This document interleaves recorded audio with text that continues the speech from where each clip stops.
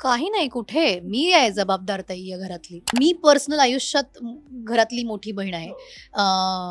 थोडी जास्त लाडावलेली आहे. मला आनंद आहे की इतके वर्ष इंडस्ट्रीमध्ये राहून सुद्धा जे आम्ही नाही करू शकलो ते नातं एका फिल्ममुळे झालंय. कुठेतरी मला असं वाटतंय या फिल्मने आम्हाला ह्या दोघींच्या नात्यामुळे आमच्या रिअल लाईफमध्ये पण आमचे आमचे इक्वेशन्स समजून घेण्यात खूप मदत केली. चौघी बहिणींना तिघी बहिणींना सांभाळणं आणि त्यांचं सगळं करणं हे मला इतकं, आणि त्यामुळे ना मी बोल्ड खूप झाले किंवा दादागिरी करतात म्हणतात ना की दादागिरी करते. ते दादा म्हणण्याचा जो अधिकार आहे ना, तो मीच घेतलेला आहे. या सिनेमातली ही जी पात्र आहेत त्यांच्यापैकी कोणीच गोड नाही. हॅलो नमस्कार फ्रेंड्स, मी मज्जाची नीलम. आईचं घर आणि हजारो आठवणी घेऊन तिघी हा चित्रपट लवकरच तुमच्या भेटीस येतोय आणि या निमित्ताने या चित्रपटाची धमाल कमाल एनर्जेटिक एव्हरग्रीन अशी टीम माझ्यासोबत आहे. कशी आहात सगळेजण?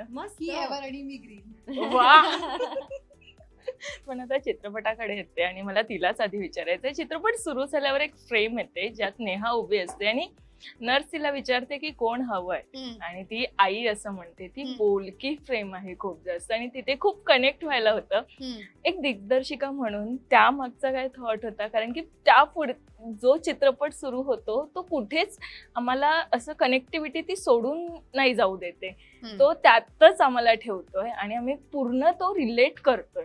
सो तिकडनं जो प्रवास सुरू होतो तो थॉट काय होता त्याचा? काय ना, आता हे सगळं छान छान चालू आहे, त्यातही मला कोण हवंय आत्ता, तर आई पाहिजे असं मला मध्येच वाटतं की आई असती ना तर तिने आत्ता हे पटकन केलं असतं माझ्यासाठी.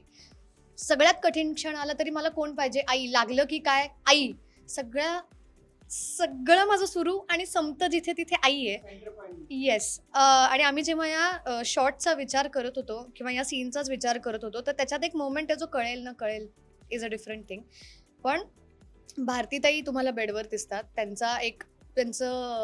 त्यांची ब्रेथ आपल्याला वर खाली जाताना दिसते आणि नेहाचा श्वास त्याच्याबरोबर सिंक होताना दिसतो आणि ते आईच्या पोटात परत जायची जी इच्छा असते ते परत आणायचं होतं आम्हाला. सो त्यासाठी ते सगळं बनवलंय. येस, अगदीच. आणि नेहालाच विचारेन, नेहा ते किती तू कनेक्ट केलं? कारण आम्ही बघताना ते फार कनेक्ट होतंय आणि असं लगेच क्लिक होतं, हा आई. सो ते तू करताना किती कनेक्ट केलं होतंस? मी माझ्या पर्सनल आयुष्यात जर कोणाच्या जवळ असेल तर ती फक्त आई आहे, म्हणजे ह्युमन्समध्ये. म्हणून माझ्याकरता प्रेम, कनेक्टिव्हिटी, सगळंच वल्नरेबिलिटी, सगळंच म्हणजे आई आहे माझ्यासाठी. म्हणून मला काहीच वेगळं नाही शोधावं लागलं. खूप नॅचरल आहे हे माझ्यासाठी, खूपच नॅचरल आहे. म्हणजे कदाचित मोठ्या बहिणीचं कॅरेक्टर करताना, कारण मी घरात मोठी नाहीये, मी छोटी आहे, तर त्यात कदाचित मला खूप शोधावं लागलं असेल किंवा नवऱ्याबरोबर जर असं त्यांचं जे नातं दाखवलंय थोडं डिस्टर्ब नातं आहे ते मला शोधावं लागलं असेल किंवा आणखीन काही शोधावं लागलं असेल, बॉस बरोबर नातं शोधावं लागलं असेल, कारण मी कधी असं कॉर्पोरेट सेटअपमध्ये काम नाही केलंय. पण आईबरोबरचं नातं मला अजिबातच नाही शोधावं लागलं. ते तर खूपच साहजिक आणि ओनली नातं that I know with purity. अगदीच. पण आताच तू म्हणालीस की मी मोठी बहीण साकारली आणि ही मोठी बहीण म्हणजे आता घरात लहान असताना आता मोठी बहीण म्हणून काय बदल झालाय? असं काही झालंय का? नाही, शोधावं लागलं मला तिला, कारण माझी जी मोठी बहीण आहे ती स्वातीपेक्षा फार वेगळी आहे. तर मला ती तिच्यातनं मिळाल्या मला 2-4 गोष्टी, नाही असं नाही. पण मी सोनाली ला खूप विचारलं, जीजीला खूप विचारलं, माझ्या आजूबाजूच्या लोकांना ज्यांच्याकडे मोठ्या बहिणी किंवा ज्यांच्याकडे हे डायनामिक आहे, मी खूप विचारलं आणि मला ती हळूहळू तसं, म्हणजे मोठ्या बहिणीचे दुःख किंवा त्यांचे काय प्रॉब्लेम्स असतात किंवा ते जन्मानं मोठे असतात म्हणून त्यांना काही काही गोष्टी, काही काही जबाबदाऱ्या, काही काही सॅक्रिफायसेस हे त्याच्याबरोबर येतातच. तर मी लहान असल्यामुळे मला नाही त्या गोष्टी कराव्या लागल्या किंवा शोधाव्या लागल्या. तर या स्वातीच्या निमित्ताने मला वाटतं मी कुठेतरी माझ्या बहिणीला कुठे सॉर्ट केलं किंवा फिगर आउट केलं असं मला वाटतं आणि त्या निमित्ताने मला स्वाती सुद्धा कुठेतरी सापडली. अगदीच. पण सोनालीला विचारेल, या भूमिकेतील मोठ्या बहिणीकडून किती हट्ट पुरवून घेतलेस? काही हट्ट पुरवले गेले? काही नाही, कुठे मी आहे जबाबदार ताई या घरातली. ती त्या सगळ्या जबाबदाऱ्यांना हटकावून निघून गेली घरातनं. हां, तिच्या वेगळ्या प्रायोरिटीज होत्या आणि त्या सगळ्या जबाबदाऱ्या या धाकट्या बहिणीवर आल्यामुळे तिचं खरं तर आयुष्य जे तिला अपेक्षित होतं, तिच्या सगळ्या महत्त्वाकांक्षा, स्वप्न, ते सगळे बाजूला पडून she had to become the elder sister of the house आणि तिने आईची काळजी घेऊन हे सगळं केलं. त्यामुळे हे केअरिंग, गिव्हिंग, रिस्पॉन्सिबिलिटी हे सगळं तिच्यावर आल्यामुळे सारिकाचा स्वभाव पूर्णपणे डिफाईन होतो या फिल्ममध्ये. म्हणून ती अशी आहे, म्हणून तिची चिडचिड, तिची थोडीशी कटकट, स्वतःला स्पेस न मिळणं, स्वतःसाठी काहीच न करता येणं आणि मग तिच्याबद्दल असलेला तो राग किंवा द्वेष असेल, तो का आहे, काय कारणामुळे आहे, का त्यांच्यामध्ये दुरावा आला आहे, तो निश्चितच तुम्ही सिनेमात बघावा. पण ते डायनॅमिक्स कसे बदलत जातात आणि का तिला ती जबाबदारी घ्यावी लागते, हे खूप इंटरेस्टिंग होतं एक्सप्लोअर करायला. मी पर्सनल आयुष्यात घरातली मोठी बहीण आहे. थोडी जास्त लाडावलेली आहे, थोडी जास्त पॅम्पर्ड आणि डॉमिनेटिंग असल्यामुळे मी माझ्या घरात माझ्या आईची मांडी देखील शेअर करत नव्हते. म्हणजे माझ्या धाकट्या भावानी नाही मांडीवर बसायचं, मीच जायचं. ही माझी आहे, ही आई माझी आहे, इतकी मी हट्टी होते. फ्रॉम देअर टू अंडरस्टँड की माझ्या धाकट्या भावाला खरं तर तेवढीच गरज होती त्यावेळेला, हे मी आत्ता समजू शकली आहे. तर कुठेतरी मला असं वाटतं या फिल्मने आम्हाला ह्या दोघींच्या नात्यामुळे आमच्या रिअल लाईफमध्ये पण आमचे इक्वेशन्स समजून घेण्यात खूप मदत केली आहे. अगदीच. आणि जेव्हा हा चित्रपट बघितला जाताना, जेव्हा आता मी पाहिला, तेव्हा या दोघी बहिणी म्हणजे मी माझ्या लहान बहिणीशी खूप कनेक्ट केलंय आणि मला हेच विचारायचं आहे की तुमची मैत्रीही तितकीच चांगली आहे. सो आता ते बहीण बहिणींच्या नात्यात ते रूपांतर झालंय त्या मैत्रीचं, की या मैत्रीबद्दल काय सांगायला आवडणार आहे? I think it will always be very special, कारण मी इतक्या जवळून कुठल्याही फिल्ममध्ये हे नातं नाही एक्सप्लोअर केलंय. त्यामुळे मला असं वाटतं कुठेतरी Neha will always remain that Elder sister for me which I don't have in my life. आमची मैत्री कशी किती काय टिकेल, it depends on a lot of other factors. आपण काम करत जातो, दुसरं काम करतो पुढे, मग सतत भेट होत नाही. पण आय थिंक या निमित्ताने एक छान वेगळा बॉन्ड आमचा नक्कीच निर्माण झाला आहे and that will remain forever. Do you want to say something else? Something else नाही, मला फक्त हेच आहे की मला आनंद आहे की इतके वर्ष इंडस्ट्रीमध्ये राहून सुद्धा जे आम्ही नाही करू शकलो ते नातं एका फिल्ममुळे झालंय. आणि ते वाढेल किती, like she rightly sed, time will decide, पण ह्याच्यापेक्षा कमी तर नाही होणार.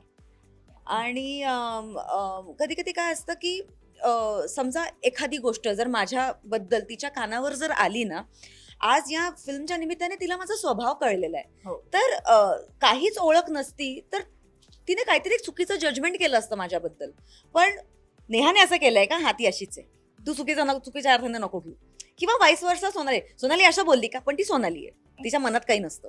तर हे जे आज हक्काने आम्ही एकमेकांबद्दल बोलू शकतो ते या फिल्मच्या जर्नीमुळे आहे आणि ते तुम्ही नाही घेऊन जाऊ शकत. अगदीच. पण भारतीताईंना विचारायचंय, ताई, आईची भूमिका साकारताना पण या बहिणी होत्या, ज्या बहिणींची भूमिका साकारत होत्या, ते बघताना कुठेतरी स्वतःच्या जुन्या आठवणी ताज्या झाल्यात का? आणि नाही, मला इथे एक फार महत्त्वाचं सांगायचं आहे की जसं मी मागशी म्हटलं की 4 जणी बहिणी आम्ही पुण्याला होतो आजीकडे. मी समजा 10 वर्षाची असेल तर त्याच्या खालच्या सगळ्या बहिणी माझ्या, बरोबर. मला आई एक पर्टिक्युलर अमाऊंट द्यायची, ही महिन्याची फिया धरून कोणाला काय जे असं ते हे करायचो. आणि मग ते संपल्यावर जर पैसे उरले तर ते तुझे, अशी बचत करायची थोडीशी तिने मला चटक लावली होती. पण त्यामुळे काय झालं ना, म्हणजे मी 10 वर्षाची असताना बाकीच्या बहिणींची फिया भरायचो, मी जायची घरामधनं, त्यांचा डबा भरायचा, तो पण मी भरायचा माझ्या मामी बरोबर मदत करून. तर एक तर स्वयंपाकाच्यावर तिकडून लागली असेल, कारण माझी मामी अतिशय उत्तम कुक होती. तर तिला त्या सगळ्या स्वयंपाकात मदत करणं किंवा बहिणींसाठी काय, तिला 40 अर्थात मी पैसे वाचत म्हणून खूप काय काय केलं आहे. 100 पानाची वही मागायची तेव्हा 40 पानाची द्यायची, असे पण केले. हे पण किस्से आहेत. पण ती मला वाटतं ममत्वाचीच भावना असेल, कारण 4 बहिणींना, 3 बहिणींना सांभाळणं आणि त्यांचं सगळं करणं हे मला इतकं. आणि त्यामुळे ना मी बोल्ड खूप झाले किंवा दादागिरी करतात म्हणतात ना की दादागिरी करते, ते दादा म्हणण्याचा जो अधिकार आहे ना, तो मीच घेतलेला आहे तो. तर असं त्यामुळे मला ही आईची भूमिका मला फार पहिल्यापासून करायला लागली. खूप रिस्पॉन्सिबिलिटी करावी लागली. मग आई आजारी खूप पडली माझी मध्ये. खूप वर्ष आजारी पडली. 4 वर्ष जवळ आजारी होती. तेव्हा मग मी कॉलेजमध्ये होते. मग हॉस्पिटलमध्ये एकीची ड्युटी करायची. मग कॉलेजला पण जायचं. मग बाकी दुसरी बहीण मग बसायची. हे सगळं खूप आयुष्यात केल्यामुळे ना, एक रिस्पॉन्सिबिलिटी घेणं किंवा आईची भूमिका निभावणं हे मला फार लहानपणापासून मिळालं. त्यामुळे मला आवड येते त्याची आवडच झाली, निर्माण झाली. आणि तो एक भागच झाला माझ्या आयुष्यात असलं. हो, पण काल आम्ही एक सरप्राईज बघितलं तुमच्यासाठी. तर त्यात वंदनाताई म्हणाल्या, माझे कॉलेज म्हणजे तुमचे त्या कॉलेजचे कपडे वेअर करून हो. जायच्या, इस्त्री केलेली. सो भांडणं किती व्हायची? नाही, भांडण नाहीच व्हायची. पण त्यांचं काय व्हायचं, मी ना माझे कपडे स्वतः शिवायची, स्वतः डिझाईन करायची. तेव्हा सुद्धा अगदी फर्स्ट इयरला 11वीत असताना सुद्धा माझी. आणि ते सगळे इतके आवडायचे त्या बहिणींना माझ्या. आणि ती अशी चोरून घालून घेऊन जायची. कॉलेजमध्ये मी येते, ती परतून येताना माझाच त्या काय कपडा, त्या काय लॉकबिक असं काहीच नसायचं ना. तर त्यांना, कारण बिकॉज त्यांना माझे ड्रेसेस इतके आवडायचे आणि मी फार पजेसिव्ह होते माझ्या ड्रेसमध्ये. ती म्हणायची मला करून दे ना. नाही, माझेच आहे कपडे, तुझे कपडे माझ्यासारखे नसणार. त्यामुळे त्या मग चोरून मग घालायच्या माझ्या बहिणी. अगदीच. पण आताच तुम्ही म्हणालात की आई आजारी होती, पण आता आम्ही चित्रपटात काही सीन बघितले, किती रिलेट केले गेले तेव्हा आणि किती नाही इमोशनल तसे नाहीच लिहिले, कारण ती खूप वेगळ्या पद्धतीची आजारी होती. पण ना एवढं करायला फार रिलेट करायला लागतं असं नाही. मला असं वाटतं की आजारी हा काय फार रिलेटेबल भाग नव्हतो. पण ही आई साकारताना मला खरं तर विचारायचंय की खूप एका टाइम नंतर कुठेतरी मजा मस्ती दिसते, एका टाइम नंतर कुठेतरी भावनिक ती सांगड घातली जाते. असा कोणता सीन होता की जो फार इमोशनल केलेला आणि पूर्ण सेटवर तो इमोशनल वातावरण होतं ना, ते होतं? असा कोणता सीन होता खरं तर?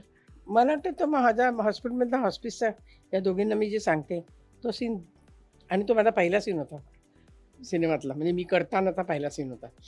पण तो दॅट वॉज बरोबर. म्हणजे मला आठवत आहे, आमचे 2-3 लाईटमॅन सुद्धा रडत होते तेव्हा तो फिल्म संपल्यानंतर. तर मला फारच अंगावर आलं की ठीक आहे, आपला क्रू असतो, आपण रडतो वगैरे सगळं, पण ते लाईटमॅन जेव्हा रडायला लागले तर म्हटलं अरे बापरे, बरा केला वाटतं. पण यासोबतच तुम्ही व्हीलचेअरवर असतात तेव्हा या दोघींची खूप धमछाक होत्या. त्या सीन मध्ये तुम्ही दोघींनी किती गमती जमती केल्यात आणि किती धमछाक तुमची खरंच झाली असं? आमची काही गंमत बिंमत नाही झाली, आमची वाट लागली. वाट लागली छाती होती, फुटून आली होती काही आमची. काय रश्शा बिश्शा आणि त्यावेळेला लावला मी का खाल्ला? आणि आम्ही त्यावेळेला वजन मी घेऊन नाही आणि त्यावेळेला मी जरा ह्याच्यापेक्षा जरा जाड होते. वजन ती आता आम्हाला नाही कमी माहिती, झालं. आम्हाला व्हीलचेअर जरी वजन होतं. आणि स्लोपवर असल्यामुळे काय होतं ना, पण- हे लेखक लोक वगैरे खूप क्रिएटिव्ह वगैरे लिहितात की 2 मुली त्या अख्ख्या जिन्यांवरनं व्हीलचेअर वगैरे ती आई बसली आणि घेऊन जातात. करायला जेव्हा आम्हालाच करावं लागतं, जेव्हा ती वेळ येते तेव्हा खरं तर ऍक्च्युली खूप खूप ट्रिकी होता तो शूट करायला. ठीक आहे, कारण की खूप अरुंद असा तो जिना होता आणि कॅमेरावरती आणि आम्ही दोघी टेक्निकली सुद्धा ऑफकोर्स इतकं वजन पेलवणं आमच्या दोघींकडनं आणि it was not easy. But at the end of the day म्हणजे सुरुवातीला असं चाललं पण की मग ह्याचं काहीतरी ऑप्शन वेगळं शोधूयात का, काहीतरी वेगळं करू शकतो का. पण त्याला खूप एक पोएटिक जर्नी आहे त्या सीनला, अत्यंत महत्त्वाची. जेव्हा आईला मी वर घेऊन जातो आणि एका पॉईंट नंतर जेव्हा आई जाते तेव्हा त्याच जिन्यावरच्या आठवणी वेगळ्या पद्धतीने समोर येतात. सो अत्यंत इम्पॉर्टंट होतं तो सीन तसाचा तसा होणं. ऑफकोर्स काहीही न करता येणं त्या सिच्युएशन मध्ये she had to completely rely on both of them. So मी ऑनेस्टली आधी घाबरले होते की आपण हा ऑल्टरनेटिव्ह शोधूयात, कारण त्यांना लागलं बिगलं तर काय करायचं. ती म्हणलं की काय संबंध, असा लिहिलाय ना, असा करायचा. They come from a very different time जिथे आय थिंक बऱ्याचदा ऑप्शनही नसायचे. सो त्यांच्या तयारीने आय थिंक आम्हाला सगळ्यांना कायमच एनर्जी मिळत गेली. हो अगदीच. आणि भारतीताई एनर्जेटिकच आहेत, म्हणजे त्यांना खूप. भेटूनच एनर्जी येते. पण मला तुलाच विचारायचं की इतक्या छान भावनिक सांगड घातलेला हा चित्रपट आणि तितकी सुंदर ही स्टारकास्ट आहे, ही जुळवाजुळव कशा पद्धतीने नेमकी करण्यात आली, ही कास्टिंग माझ्या कशी झाली? निर्मात्यांनी 10-15 वर्ष खूप खतपाणी घातलंय, त्याचं मी पूर्ण एक्सप्लॉयटेशन केलं. पण नाही, जे तुम्हाला हे माहितीच असेल की जेव्हा आम्ही गोष्टीचा विचार केला तेव्हा पहिले नेहाकडे गेलो होतो हो. आणि तिला जेव्हा ती गोष्ट आवडली आणि तिच्यात आम्हाला जी स्वाती दिसत होती ती तिलाही दिसली, तेव्हा एक पहिलं कास्टिंग झालं. त्यानंतर रावसाहेब मधला एक पर्टिक्युलर सीन आहे, मला फार सांगता येणार नाही त्या सीनबद्दल, पण त्याच्यात ना हिचं जे कॅरेक्टर आहे ते 4-5 गोष्टी एकत्र मॅनेज करते आणि त्याच्यात तिचा फोकस सगळीकडे आहे. तो एक मोमेंट माझ्यासाठी खूप इम्पॉर्टंट होता सारिका सापडायला. आणि इमिडिएटली त्यानंतर आम्ही एका कॉफी शॉपमध्ये गेलो आणि मी तिला इफीच्या स्क्रीनिंगला आणि मी तिला विचारलं आणि तिला ती गोष्ट आवडली, त्यामुळे ते जमलं. तर जेव्हा पटकथा आली आणि सगळे संवाद आले, मी हे परत परत म्हणतेय पण हे खरंच खरं आहे की तिथे फक्त असं हेमलता काढा आणि भारती अचरेकर लिहा इतकाच डिफरन्स आहे. इनविजिबल इंकमध्ये त्यांचं नाव होतंच कायम. सो त्यांना कळत नाही. त्याच्या कधी कधी म्हणतात की का बरं माझा विचार झाला, पण आम्ही ऐकलं तू खूप ऑडिशन्स घेतल्यात भारती ताईच्या. हो. किती खरं आहे या नाही नाही नाही नाही कॉमेंट्स मध्ये मला खूप शिव्या घालतील. नाही, माझी तेवढी हेच नाही की मी भारती ताईंना म्हणावं जरा ऑडिशन देता का. नाही, माझ्यासाठी मी लहानपणी बघितलेली एक भारतीय अचरेकर आहे जिच्या बरोबर मला काम करायला मिळालं. I think I am just lucky की त्यांना गोष्ट आवडली. चारचौकीमध्ये दीपाताईंना माईक द्या. हे केलं होतं. दीपाताईला रिप्लेस केलं होतं काही हो. जवळ 50-70 प्रयोग केले मी चारचौकीचे. तो रोल खूप माझा म्हणजे स्ट्रॉंग आईचा होता. तो तिने लहान असताना बघितला होता. वा. आता तो जम आणि कुठेतरी तिने तिला तेव्हा अडकला असेल तर ठरवलं की माहिती. मी जेव्हा दिग्दर्शिका होईल अशाच एका स्ट्रॉंग आईची कथा लिहीन आणि तिला कास्ट करेन. अगदीच. आणि मला असं वाटतं ते तिने पूर्णही केलंय. पण मला कडकनाथ बद्दल विचारायचंय, त्याच्यासोबत कसं सगळ्यांचा बॉन्ड जुळला आणि कोणाचा आधी जुळला. मग नाही, आधी तिथे विचारते की कास्टिंग त्याचं कशा पद्धतीने करण्यात आलं होतं. कडकनाथ ऍक्च्युली लिहिला निखिलने. त्यामुळे त्यांनी ज्या पद्धतीने ते आता त्याचं कॅरेक्टर लिहिलं असं म्हणणं खूप वेगळंच वाटतंय, पण Let me tell you where it came from.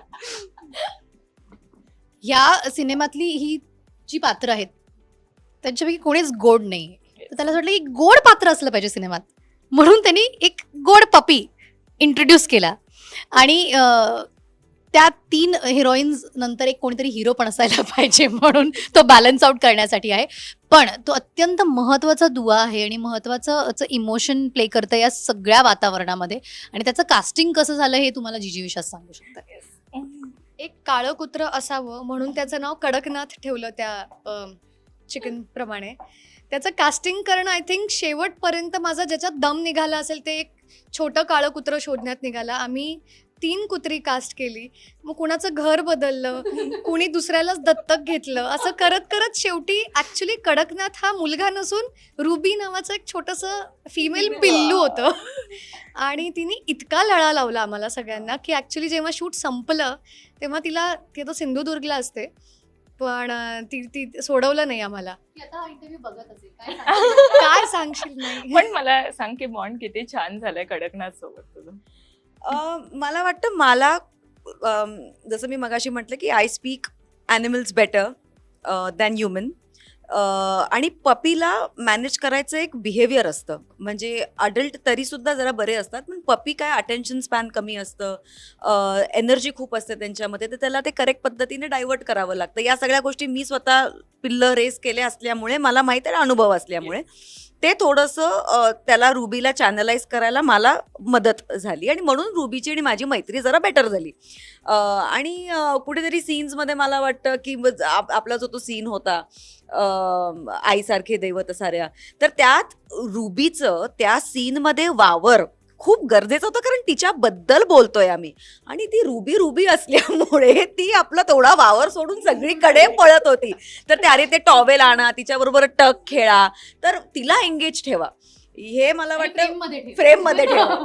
तर ते मला वाटतं बिकॉज आय अंडरस्टँड पपी, ते जमलं एवढंच. अगदीच. पण या चित्रपटाची टॅगलाईनच आहे आईचं घर आणि हजारो हजारो आठवणी. आठवणी. सो मला आईच्या घरातल्या एक अशी खूप जवळची आठवण ही जाणून घ्यायची आहे तुमच्याकडनं सगळ्यांकडनंच. हे वाक्य, ही टॅगलाईन सगळ्यांना खूप आवडते. तर पहिल्यांदा मला त्याचं श्रेय सचिन गुरव याला द्यायचं, ज्यांनी हे आपले सगळे सुंदर पोस्टर, ट्रेलर, टीजर केलाय. हे त्यांनी सिनेमा बघितला आणि त्यानंतर त्यांनी ही आपल्याला टॅगलाईन दिली आणि परफेक्ट समराईज करते ही सिनेमाला. आईचं घर, हजार आठवणी. माझ्या आईचं घर जे आहे, जे सतत बदलत राहिलंय, त्याच्यात माझा एक फोटो कायम असणं, कितीही काहीही बदलो, ही तिची कायमची गरज आहे. माहीत नाही म्हणजे मी समोर असताना नसताना काही तिला माझा एक फोटो लागतो आणि ती खूप मी आता अनेक वाढदिवस माझे तिच्यापासून लांब साजरे करते. तर माझी आई ना केक कापते. मी स्वतः केक कापत नाही. माझी आई केक कापते आणि त्या फोटोला भरवते आणि ती खूप मला तीच आठवण आहे. म्हणजे घराच्यापासून लांबच जास्त मला आईच्या घराच्या आठवणीत आता. अगदीच. नेहा? आईचं घर म्हणजे किचनमध्ये सतत काही ना काहीतरी बनत राहणं, त्याचा वास सुवास. किचन, माझ्या आईच्या घरामध्ये किचन इज द मोस्ट जागृत, सेक्रेट, जागृत जागा. आणि त्याच्या व्यतिरिक्त किंवा त्याच्या पलीकडे माझ्या आईचा एक खूप टिपिकल फॅशन सेन्स आहे, जो माझ्यापेक्षा फार वेगळा आहे. आणि मी त्याला कधी कधी ना बदलायचा प्रयत्न करते उगाच, म्हणजे आई असं असं. मी गेले ना घरातनं बाहेर की परत ती तिचंच सगळं करणार. आणि मला ते आणखीन कुठे नाही, कारण आता मला घरातनं बाहेर निघून सुद्धा झाले अनेक वर्ष, पण मी जेव्हा त्या घरात जाते ना तेव्हा मला या सगळ्या लहान लहान गोष्टींमध्ये मला माझी आई दिसते, जी मला आणखीन माझ्या स्वतःच्या घरात मला ती शोधून सापडणार नाही. तर आई ना, it's her personality, it's her house. अगदीच. माझ्या आईच्या घरामध्ये मोठमोठे आर्टिस्ट येणं, गप्पा मारणं. आणखीन आमचं छोटं घर होतं तेव्हा आई बाथरूममध्ये जाऊन रियाज करायची, ते आठवते अजूनही मला. कारण घर एकाच खोलीचं घर होतं, मग आवाजही चांगला ऐकू हां, असेल. आणि त्याचा घुमायचा ना तो, आणि जागाच नसायची. मग तिशी भिंतीकडे कोपऱ्यात तोंड करून बसायची बाथरूममध्ये आणि तिथे रियाज करायची. आणि आमच्या घरात सगळेच, म्हणजे भीमसेनजी, कुमारजी, मल्लिकार्जुनपासून सगळे लोक माणिक माणिक माणिक माणिक करत घरी यायचे, हक्काने जेवायचे नाका. त्यामुळे आम्ही त्यांच्यामध्ये खेळलेलो होतो या सगळ्या मोठ्या मोठ्या माणसांमध्ये. त्या आठवणी खूप आहेत आमच्याकडे. वा. आमचंही घर बऱ्यापैकी आम्ही बऱ्याच टप्प्यांवर मी बदलत गेलेलो आहोत. स्पेशली सुरुवातीच्या काळात जिथे मी जन्मले होते तिथे आर्मी क्वार्टर्समध्ये राहायचो. मग आम्ही स्वतःचं घर घेतलं, मग तो बंगला होता, माझा फ्लॅट. असं करत करत अपग्रेड करत गेलो. पण मला एका घराची आठवण जिथे मला असं वाटतं की माझ्या आईचं जास्त अस्तित्व होतं. रिसेंट काळात मी माझं सगळीकडे खूप घुसवलंय, हे हवंय, ते हवंय, ते हवंय करत आता ते खूप माझं झालंय. पण आईची मला लहानपणीची काही आयडेंटिटी जर म्हणायची असेल तर ज्या घरात आम्ही राहत होतो त्याच घरात आईने एका खोलीत स्वतःचं ब्युटी पार्लरही केलं होतं. आणि तिथे ती नोकरी करायची 3-4 वाजेपर्यंत. मग ती घरी येऊन ब्युटी पार्लरचं काम करायची, संध्याकाळी शिलाईचं काम करायची. तर तिचं ते मशीन आजही घरात आहे. तर आत्ता पण जेव्हा ती कुठलाही नवीन ड्रेस घेते, ती घरी येते, ती डिसमॅन्टल करते आणि परत नव्याने हवा तसा शिवते. तर मला की मग तू का घेतला असेल रेडीमेड, तू शिव. नाही, मला त्यातलं ते आवडलं, पण आता त्याला मी हे करणार आहे. असं करून ते सगळं स्वतःचं कसं करून घेणं, तिची ती शिलाईची मशीन आजही वापरणं.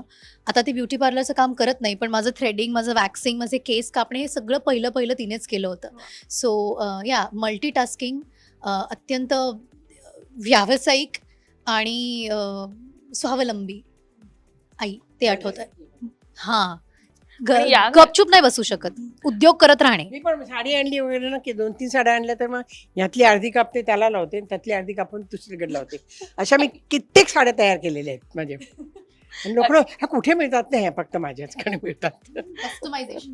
अगदीच. पण आता शेवटाकडे येते, पहिलाच चित्रपट घेऊन येतेस, प्रेक्षकांना काय सांगायला आवडणार आहे? कारण की कुठेच पाहून कोणालाही वाटणार नाही की हा तुझा पहिला चित्रपट आहे.